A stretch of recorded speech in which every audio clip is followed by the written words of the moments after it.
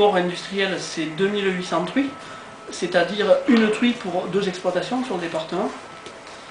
C'est 60 000 porcs charcutiers abattus, c'est-à-dire 10 à 12 cochons par exploitation en moyenne. 60 000 porcs abattus, charcutiers abattus, c'est-à-dire 10 à 12 porcs par moyenne, enfin en moyenne par exploitation du Cantal.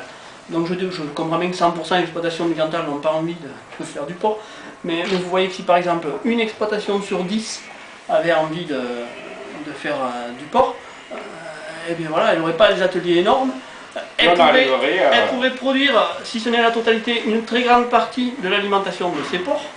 Oui. Donc on serait tout à fait proche de l'autonomie. On pourrait mettre en place des cahiers des charges qui soient de vrais cahiers des charges, parce que le porc montagne, c'est quand même du porc industriel, fait avec des aliments qui viennent de tout à fait ailleurs que la montagne, qui sont produits dans des conditions industrielles.